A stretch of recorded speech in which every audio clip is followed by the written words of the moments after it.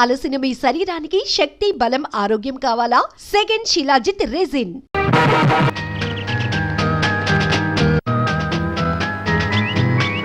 ఏమండి పిలిచారట? అవునమ్మా, ఈసారి మన క్లబ్ వార్షికోత్సవానికి మన నంబర్స్ సరదాగా ఓ నాటకం ఆడాలనుకుంటున్నాం. కానీ ఏ నాటకం చూసినా మగ వేషాలు ఎక్కువగా ఉంటున్నాయి. మన మగ వేషాలు వేస్తే బాగుంటుంది కదా? ఎవరైనా మంచి రైటర్ చేత అన్ని ఆడవేషాలు ఉండేట నాటకం రాయిస్తే సరే. ఐడియా బాగానే ఉంది, కానీ అలా రాసే రైటర్ దొరకొద్దు మనకి. ఎందుకు లేరు?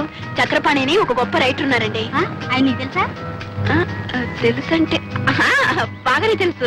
ఆయన చేత రాయిస్తానండి. ఇంకేం, చాలా థ్యాంక్స్ అమ్మా. అందుకే ఓకే అండి. తమాషా, నేను పత్రికల్లో రాస్తానని నా పేరే చక్రపాణి అని తనకు తెలియదు. తను చక్రపాణి ఎప్పుడూ పొగుడుతూ ఉంటుంది, నేనేమో విమర్శిస్తాను. వాడు ఒక రైటర్ కాదని, కథలన్నీ కాపీ కొడతాడని, అనాకాని రైటర్ అని నేను తిడుతూ ఉంటాను. ఆవిడికి బుస్సుమని కోపం వస్తుంది. అది నాకు ఎంటర్టైన్మెంట్. ఈ ఎంటర్టైన్మెంట్ పోకూడదని నేను నిజాన్ని రివీల్ చేయలేదు. ఇదిగో, నేను ఒక తమాషా జరిగింది తెలుసా? ఏమిటి? నేను చక్రపాణిని అడ్మైర్ చేస్తూ ఓ ఉత్తరం రాసింది. నేను నిన్న దానికి సమాధానం రాశాను. బాగుందనయ్యా, ఇద్దరు ఒకే ఇంట్లో ఉంటూ ఒకరికి తెలియకుండా ఒకరు ఉత్తరాలు రాసుకుంటారన్నమాట. నాటకాల బుద్ధి ఎక్కడ పోతుంది? బయట ఆడడం మనిషి ఇంట్లో ఆడుతున్నావు అన్నమాట. ఎరా, జోక్ చేస్తున్నావా? నువ్వు పెళ్ళాం దగ్గర ఆడడం లేదా? ఏమ్మా, నువ్వేం అనుకోవద్దు. రై, ఈ ప్రపంచంలో పెళ్ళాం దగ్గర నాటకం ఆడని మొగుడు ఎవడున్నాడు రా? చెప్పు. నువ్వు ఆడవా? ఏమ్మా ఆట చెప్పు. చెప్పు. హలో, అరే మీరు ఇక్కడే ఉన్నారా? సరళా, ఇన్నాళ్ళకి మీ అన్నయ్య మొఖం కలకలాడుతుంది చూసావా? ఏమిటి, ముగ్గురు కబుర్లు చెప్పుకుంటున్నారా? ఏమీ లేదు, ఆ చక్రపాణి కథల గురించి మాట్లాడుకుంటున్నాం. ఇది నువ్వు ఆయన కథలు చదువుతున్నావా? చదవడమా? నేను ఆఫీస్కి వెళ్ళగానే పుస్తకం పట్టుకుందంటే తిరిగి వచ్చేదాకా వదలదు. వదలనివ్వడు, అంత బాగా రాస్తారు. ఈ మధ్య నేను ఆయనకు ఉత్తరం రాశాను, బదులు కూడా వచ్చింది. ఏం రాశాడు? చదువుతాను, ఉండండి.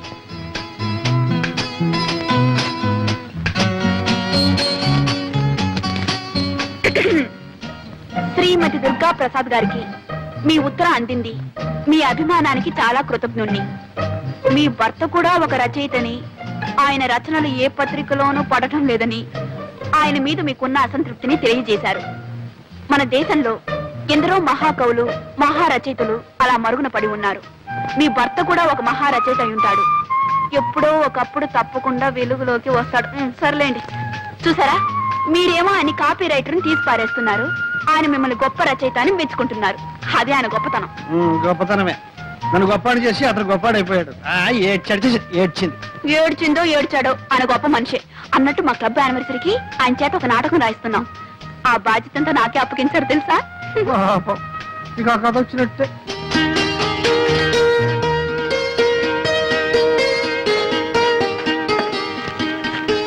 అయ్యో, ఎందుకలా మూసి పెట్టుకుంటారు?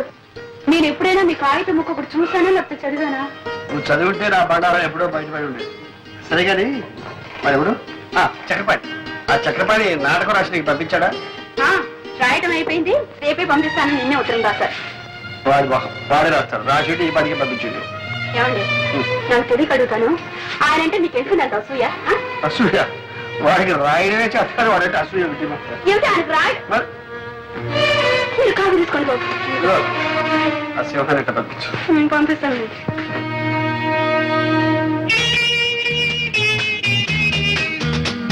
దుర్గా, నువ్వు కొంచెం హెల్ప్ చేయాలి. ఎందుకే? దివ్య నెక్లెస్ కొనుక్కుంటుందట, నువ్వు వచ్చి సెలెక్ట్ చేయాలి. తనకు కావాల్సింది తను కొనుక్కుంటుంది, మధ్యలో నా సెలక్షన్ ఏమిటి? అదేమిటి, నీకు లేటెస్ట్ ఫ్యాషన్స్ తెలుసని అడుగుతున్నావు. అయ్యో, నాదేం కుదరదు, నువ్వు రావాల్సిందే. అవునే, రావే.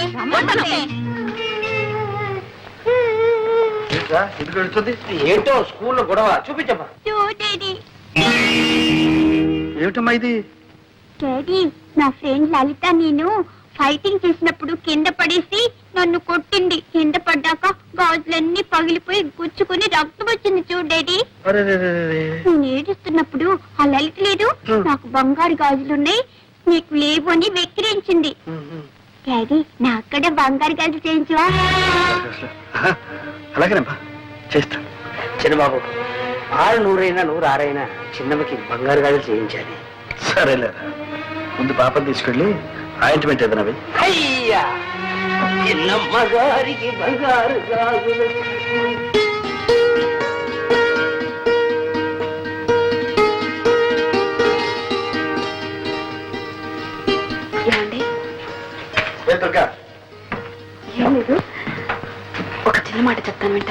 చిన్న మాట ఏమిటి? పెద్ద మాట చెప్పు. వినే ముందు ఇదేంటో చూడండి. ఏంటి ఇదేమిటి? Order bill 4000. నేను నెక్లెస్ ఒకటి ఆర్డర్ ఇచ్చాను. నెక్లెస్ అంత అవసరమే వచ్చింది? అవసరం వచ్చి కదండి. మీకు తెలుసు నగలంటే నాకు అంత ఇంట్రెస్ట్ లేదని. అయినా తప్పలేదు. మా క్లబ్ సెక్రటరీ విజయ నగలు కొనడానికి వెళ్తూ నాకేదో పెద్ద లేటెస్ట్ ఫ్యాషన్స్ తెలుసని తనతో రమ్మంది. నేను నలుగురు ఫ్రెండ్స్ కలిసి వెళ్ళాం. అక్కడ నేను ఒక నెక్లెస్ సెలెక్ట్ చేశాను. అది బాగుందంటూ తలా ఒకరు ఆర్డర్ ఇస్తూ నన్ను ఇవ్వమన్నారు.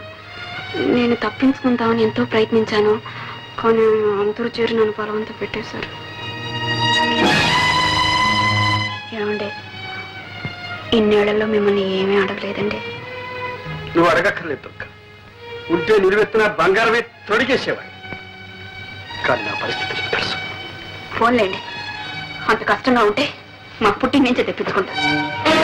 దుర్గా, నీ ఆత్మాభిమానానికి అర్థమేమిటో తెలియకుండా ఉంది. నా దగ్గరేనా నీ ఆత్మాభిమానం? నీ తల్లిదండ్రులు డబ్బు అడగడంలో లేదా? ఎందుకు లేదు? చచ్చేటంత ఉంది. కానీ జరగనప్పుడు ఏం చేయమంటారు?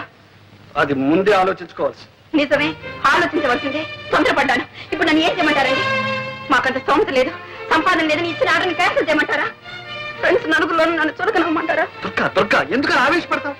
నువ్వు నలుగురిలో చులకనైతే అది నాకు మాత్రం అవమానం కదా.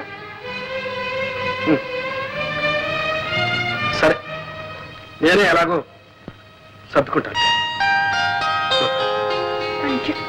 Thank you very much. నీకు కావాల్సింది జరిగితే ఇలాగే. ఇప్పటికే లెక్క చాలా పెరిగిపోయింది సార్. ఇచ్చింది చెల్లు వేయండి, మళ్ళీ తీసుకోండి. అంతేగాని ఆ లెక్క అట్టానే పెట్టి మళ్ళీ 7000 కావాలంటే వీలు లేదు సార్. అది కాదు సేట్, మీ అప్పు త్వరలోనే తీరుస్తాను. ఈ ఒక్కసారికి నా పరువు కాపాడండి. ఏదో పరువు గిరువు అంటున్నారు. ఏమిటో 7000 గీట్వేలు ఏమీ కుదరదు. 4000 ఇస్తాను, సర్దుకోండి. 4000. సరే. చక్రపాణి గారు, మీరు పెద్దవారని మీ మీద నమ్మకంతో మీరు అడిగినప్పుడల్లా అంతో ఇంతో ఇస్తూనే వచ్చాను. ఇచ్చారనుకోండి, కానీ నేను ఇప్పుడు కాస్త ఇరకాటంలో పడ్డాను. దయచేసి నన్ను ఇబ్బందులు పెట్టకండి. మీరు రాయాల్సిన అలా పూర్తి చేయండి. మీరు అడిగిన డబ్బు పువ్వులో పెట్టిస్తాను. మీరు ఇవ్వరని కాదు, నాకు చాలా అవసరం అది ఉండదు. నిజమే, మీ అవసరాలు బాధలు ఎన్నో ఉంటాయనుకోండి, అవన్నీ మీరు తెలుసుకోనక్కర్లేదు, అంతేగా. కానీ ఒక రచయిత ఒక మంచి రచన చేయడానికి ఎన్ని అవస్థలు పడతాడు తెలిస్తే చాలు. ఇది లెక్కలు రాయడం, చెక్కులు రాయడం కాదు సార్, మాదంతా గ్యారంటీ సరుకు సార్. రోడ్లు గోల్డ్ అని ఎవరూ తెలుసుకోలేదు సార్. 3 సంవత్సరాలు చెక్కు చెదరకుండా ఇలాగే ఉంటాయి సార్. Thank you sir.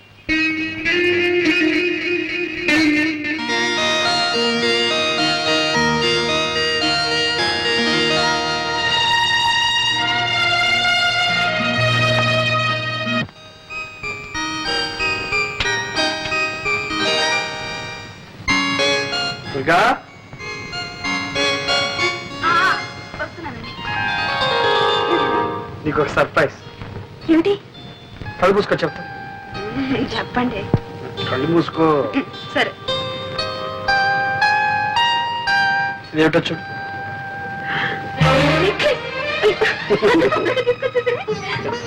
మీరు పెట్టండి. ఓకే.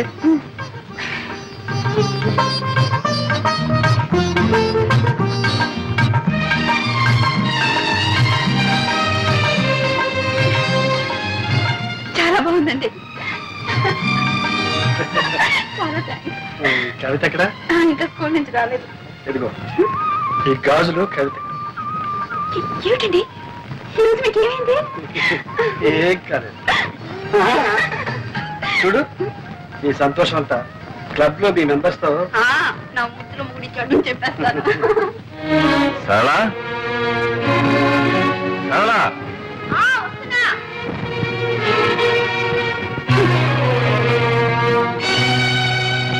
సరళా, నేను ఫోన్ చేశాను, నువ్వు ఫోన్ చేయి.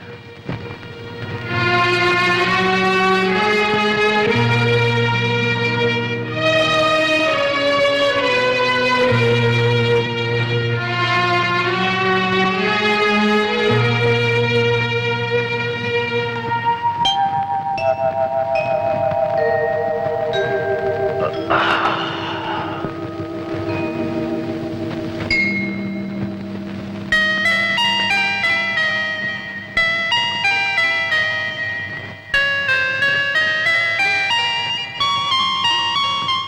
సరళ, రాత్రి తప్పు చేశాను. ఇప్పుడు అవన్నీ ఎందుకండి, కాఫీ తీసుకోండి. రాత్రి నేను తాగొచ్చాను. తెలుసు. మా ఫ్రెండ్స్ ఆఫీసర్స్ అంతా బలవంతం చేశారు, తప్పలేదు. నువ్వేమైనా అంటావేమని భయపడ్డాను. ఎందుకో నేను ఎప్పుడన్నా మిమ్మల్ని ఏమన్నా అన్నానా? సరళ, ఇంకెప్పుడు తాగను. నవ్వుతావేంటి? తిడతావనుకున్నాను.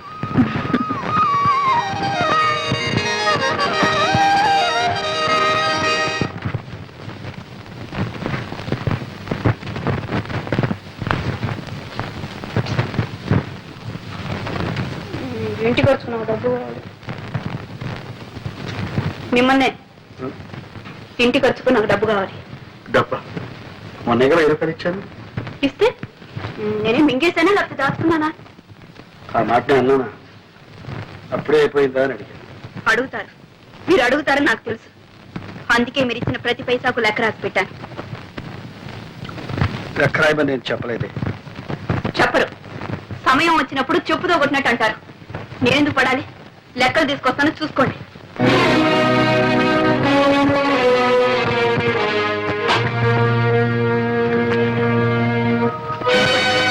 మీరిచ్చిన డబ్బు అయిన ఖర్చు అంతా రాసింది. దుర్గా, నువ్వు ఇలా ఎందుకు చిందులు దొక్కుతున్నావో నాకు అర్థం కావాలి. ఇప్పుడు నేనేమన్నాను? మీరేమన్నారో మీకు అర్థం కాదు, నేనేమైపోతున్నానో మీకు అంతకంటే అర్థం కాదు. ఎందుకు వచ్చింది? లెక్కలు చూడండి. చూడక్కర్లేదు. మీరు చూడక్కర్లేదు అంటే మీరిచ్చే డబ్బు అక్కర్లేదు. దుర్గా,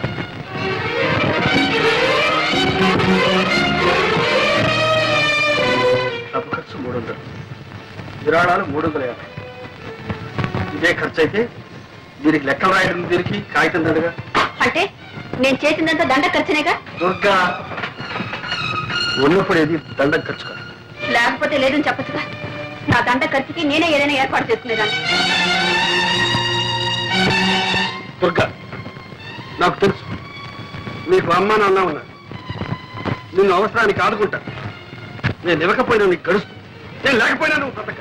అంటే మీరేనా నేను లేకపోతే బ్రతకలేంది? అయితే ఇన్నాళ్ళు బ్రతికింది ఏమిటి? నా కొంగు పట్టుకొని తిరిగారా? మీ గుండెల్లో దాచుకున్నారా? లేక నా కోసం, నా కోరికలు తీర్చడం కోసం బ్రతికారా?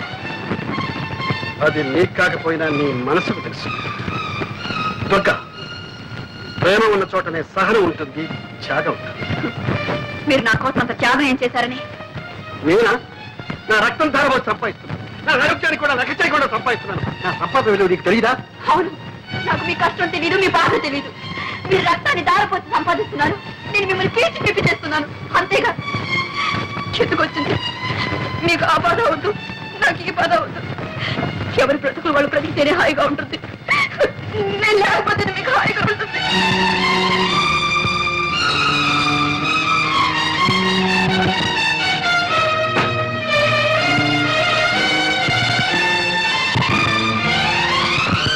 దుర్గా,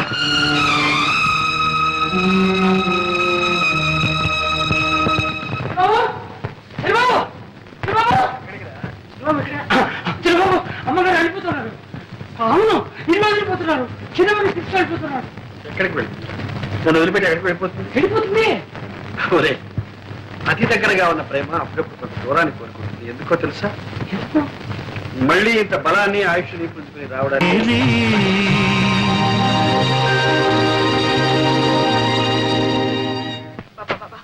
ఏమిటి మీరు ఊరికి గుచ్చి గుచ్చి అడుగుతారు? నాకు మిమ్మల్ని చూడాలనిపించకూడదా? నేను ఇక్కడికి రాకూడదా? ఏదో పుట్టిల్లు మిమ్మల్నంతా చూడాలని ఆశపడి వచ్చాను. మీకు ఇష్టం లేదంటే చెప్పండి, నేను వెళ్ళిపోతాను. నువ్వు రాకూడదని కాదమ్మా, నా ముద్దుల మొగుడు అని నీ స్నేహితురాలు అన్న దగ్గర ఘనంగా చెప్పుకుంటున్నావుగా. మరి ఆ ముద్దుల మొగుడు నీతో పాటు ఇక్కడికి ఎందుకు రాలేదా అని చిన్న సందేహం. మీకు నన్ను చూస్తే ఎగతాళిగా ఉంది కదా? అదేమిటంటే ఇదంటావు. మరి ఇంకేమిటి? ఆయన నా ముద్దుల మొగుడే, అందుకని కొంగురు ముడేసుకుని తిరుగుతానంటే ఆయన ఒప్పుకుంటారా? పైగా ఆయన తీరిగే లేదు, ఒకటే పని. చిన్నబాబు, ఏం చేస్తున్నావు? ఉళ్ళు ఇలా కాలిపోతుంది. కాలిపోవడానికి ఇంకా టైం ఉంది. ఏమో చిన్నబాబు, ఇది డాక్టర్ని పిలుచుకొస్తానంటే అది వద్దు అంటున్నావు. పోనీ సరళమ్మ ఇంటికి పోతామంటే వద్దంటున్నావు. మనిషి లేకుండా మందు లేకుండా ఏం కావాలి? నువ్వు ఉన్నావు కదరా మనిషి. ఆహా, పెద్ద నువ్వు నన్ను మనిషిగా చూస్తున్నావా?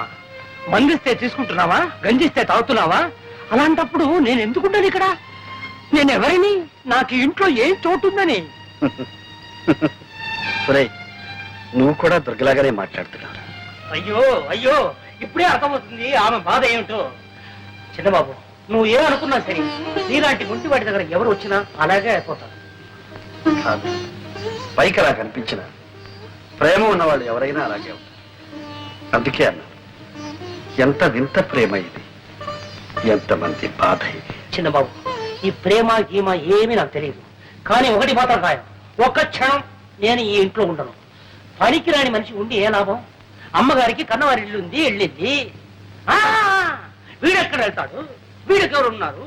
చెరువు గుట్టుకెళ్తాడా? అన్ని ధైర్యం నా దగ్గర. నేను పోతాను. ఎక్కడ వెళ్ళాలనో అది నాకు తెలుసు. చూపిస్తాను.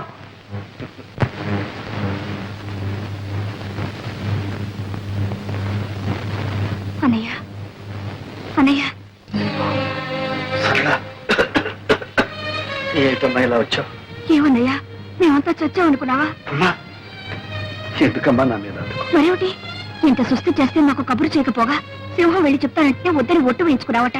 ఏ, మేమంత కాని వాళ్ళం అయిపోయావా? నీకంటే కావలసిన వాళ్ళు ఎవరున్నారు? ఆ అభిమానం మాటల్లో కాదు, చేతల్లో ఉండాలి. సింహం, అన్నీ బట్టలు సర్ది ట్యాక్సీలో పెట్టు. రా అన్నయ్యా. ఎక్కడికమ్మా? మా ఇంటికి రావడం ఇష్టం లేకపోతే నర్సింగ్ హోమ్ కి తీసుకెళ్తాను. ఒక్క దగ్గరలోనే చూశాను ఈ కోపం. ప్రేమ ఉన్న చోటల్లా కోపం ఉంటుంది. అంత ప్రేమ ఉంటేనా నేను ఈ స్థితిలో వదిలి వెళ్ళింది? పొరపాటు. తను వెళ్లే ముందు నేను బాగానే ఉన్నాను. నేను బాగోలేకపోతే వదిలి వెళ్ళేదా? రెడీ అమ్మా? పదన్నయ్యా, పద. అమ్మా, టాక్సీ రెడీ. సామాను కార్లు ఉంది. డ్రైవర్ దిక్కులు ఉన్నాడు. డ్రైవర్ స్టీరింగ్ దగ్గర ఉన్నాడు. సామాను కార్లు ఉంది. Thank you. సరే కానీ అక్కడ ఒక కవర్ పెట్టాను, అది పోస్టర్. అమ్మా,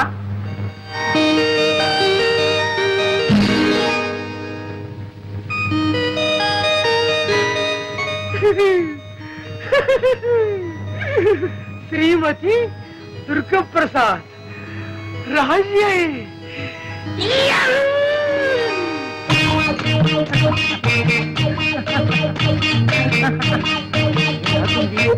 ఆడపిల్ల ఏ నడక, ఏ నడక. ఏమండి, ఏమండి, మీది పడిపోయిందండి. ఆపులు పడిపోయిందండి. అలాగా, థ్యాంక్స్. పర్వాలేదండి, మీకు అభ్యంతరం లేకపోతే ఈ బుట్ట నేను మోసుకొస్తాను, ఇవ్వండి.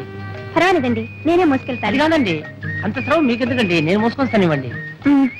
మీరు ఎటువైపు వెళ్ళాలి? అటువైపు. అయితే నేను అటువైపే.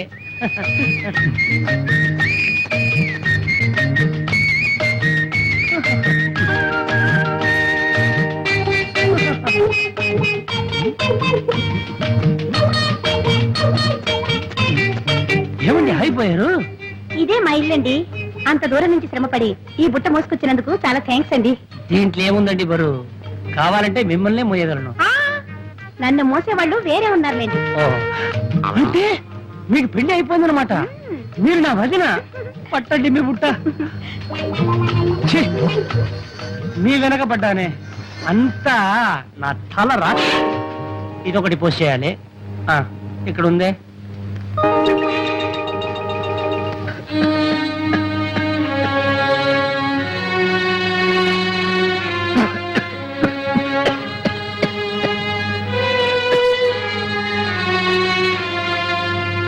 చూడమ్మా, ఇంత ముదిరేదాకా ఏం చేస్తున్నారు?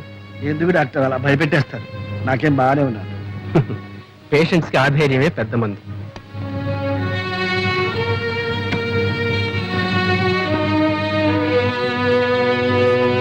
చూడండి, ఈ ఎక్స్రే టెస్ట్ అన్ని కూడా అర్జెంట్ గా చేయించాలి.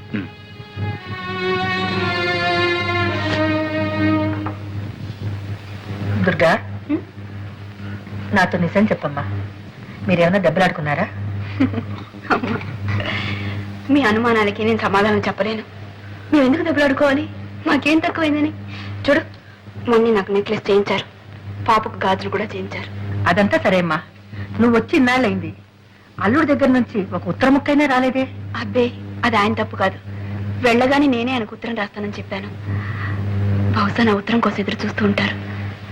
ఇదిగో, ఇప్పుడే ఉత్తరం రాశాను. ఏం రాశావు? త్వరలోనే వచ్చేస్తానని రాశాను. అదేమిటమ్మా, ఒకసారి ఆయన వచ్చి వెళ్ళమని రాయకూడదు? నేను రమ్మని ఆయన రాలేరు. ఆయన ఇన్నాళ్ళు నన్ను వదిలి ఉన్నది లేదు, ఉండలేరు కూడా. అందుకే నేనే వెళదాం అనుకుంటున్నాను. ఏమోనమ్మా, మీరిద్దరూ సంతోషంగా సుఖంగా ఉంటే అంతే చాలు.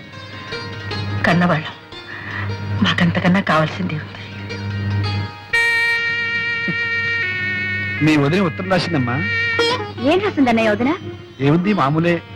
నేను ఇక్కడే ఉండిపోతా అనుకున్నారా, ఉండిపోవాలనుకున్నారా, అసలు మీ దగ్గరికి రావద్దని మీ అభిప్రాయమా, మీ ఉద్దేశం ఏమిటి? వెంటనే ఉత్తరం రాయండి. పిచ్చి. అసలు తను ఎవరు వెళ్ళమన్నారు, ఎవరు రావద్దన్నారు? ఈ ఉక్రోషం అంతా ఏమిటో తెలుసా అన్నయ్య? ఆవేశంలో వెళ్ళిపోయింది. ఎంతకాలం ఉంటుంది ఆవేశం? ఇప్పుడు తిరిగి రావాలనుకుంటోంది. బహుశా చేతిలో డబ్బుండకపోవచ్చు. అక్కడ అమ్మా నాన్నల్ని అడగాలన్నా కూడా ఆత్మాభిమానం అడ్డొచ్చుంటుంది. అంతేనంటావా? మా వదిన సంగతి నాకు బాగా తెలుసుగా. రైలు ఛార్జీలకి ఖర్చులకి కాస్త డబ్బు పప్పు వచ్చేస్తుంది. అలాగేనమ్మా, అయితే రేపే బయలుదేరుతాను. ఏమని అంత తొందర? ఆవిడొచ్చి చిర్రు బుర్రు వెళ్ళడానికి నేను అప్పుడు ఉండాలిగా అక్కడ.